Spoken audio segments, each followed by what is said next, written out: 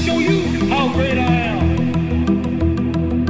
I'm gonna float like a butterfly and sting like a bee. I am the king of the world. And I'm better now. I'm experienced now, professional. I done something new for this fight. I done wrestled with an alligator. Fast. Last night I cut the light off in my bedroom. Hit the switch, was in the bed before the room was dark. I'm so mean, I make medicine sick.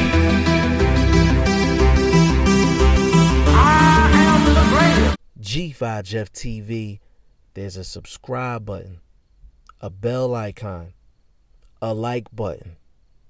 You can take your thumb, your pinky, your index finger, or your middle finger for all I care. Hit all three buttons. And if you like what you're hearing, then share the video so the next person can hear it too. Let's get down to business. The return of Terrance Bud Crawford, October 13th, 2018, in his hometown of Omaha, Nebraska, USA. He's going to be making his first title defense of his 147-pound welterweight championship against Jose Benavidez Jr. Now, I like this fight for a couple of reasons. Number one, big shout out to Jose Benavidez Jr. He's the first actual boxer to follow me on social media, showing G5 Jeff TV some love, so big shout out to him. That's number one. I had to get that out of the way. Number two, October 13th, that's my brother's birthday. Big shout out to my brother Ty. We definitely going to turn up October 13th. And the thing I like about Jose Benavidez Jr. is he comes to fight. He is skilled. He can fight. But the thing that I like about Jose Benavidez Jr. is it doesn't look like he minds getting down in the trenches.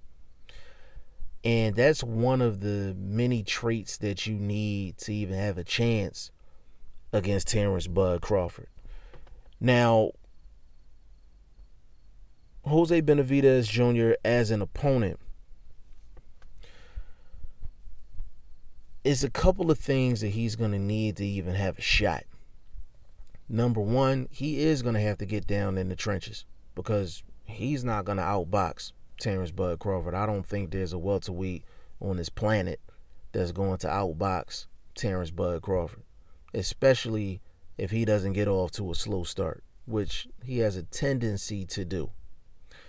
He's going to have to get down in the trenches. He's going to have to trade shots with Terrance Bud Crawford, and he's going to have to take some chances in this fight to get a victory. I don't see him getting a decision in this fight. So he's going to have to go all out. He's going to have to go all out, and he's going to have to fight his heart out, and he's going to have to take hella chances because he's going to have to at least get a knockdown against Terrance Crawford for him to have any type of chance in this fight.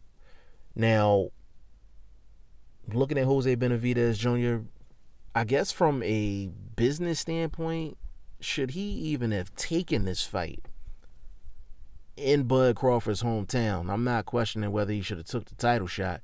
Of course you take the title shot. But you're fighting arguably the best fighter in the world in Terrance Bud Crawford, and on top of that, in his hometown. It's hard enough fighting the best fighter in the world on neutral ground. But to fight the best fighter in the world, arguably the best fighter in the world, and on his home turf, that's a tall order. That is a tall order. And I guess when you think about it, with Jose Benavidez Jr., I mean, you look at the other champions. Can he get a fight with Sean Porter? Probably not. Can he get a fight with Earl Spence?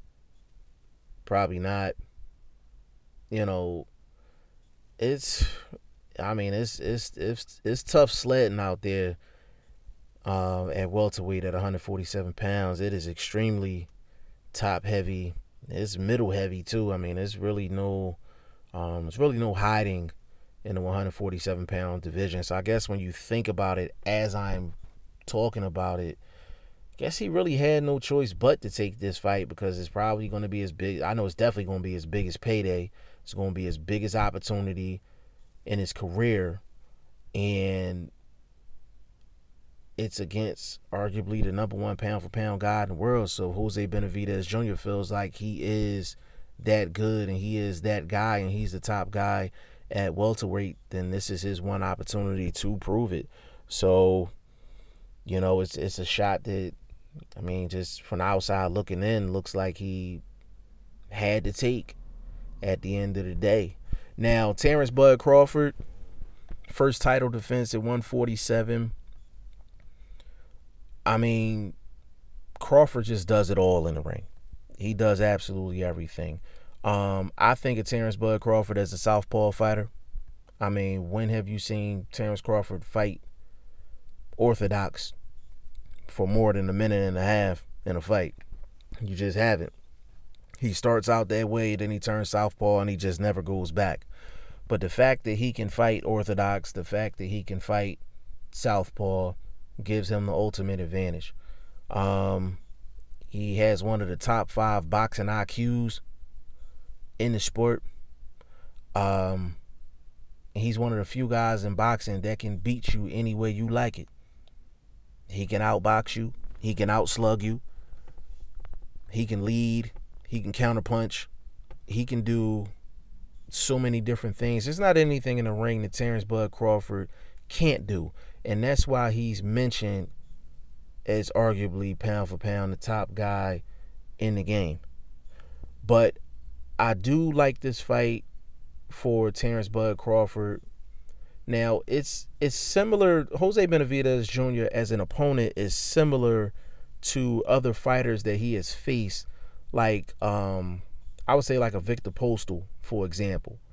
Victor Postal was highly touted going into that fight with Terrance Bud Crawford, and he just tore him apart. But from a physical standpoint, Victor Postal had the height, had the size. He just didn't have the boxing ability. So Jose Benavidez Jr., he has the height, he has some size. Now we're going to find out how much boxing ability he actually has compared to Terrance Bud Crawford. So I think we know what we're going to get out of Terrance Bud Crawford, but we're going to find out a lot about Jose Benavidez Jr. and find out if he's an actual player at 147 pounds, because however this fight goes, it's not the end of the world for Jose Benavidez Jr. He has everything to gain and nothing to lose at the end of the day. If he wins the fight, then he done shocked the world. If he loses this fight, everybody expected it. But if he loses, was he competitive? Did he showcase some skill? Was he exciting? He could really open himself up to a lot of welterweight business after this fight. So I do think this is going to be a good fight. I don't think it's going to be a blowout. I got to, put the lab coat in the cleaners and get it pressed and everything. Start doing some film study on Jose Benavidez Jr. Or I don't need to do no film study on Terrance Bud Crawford. I've already seen him enough times.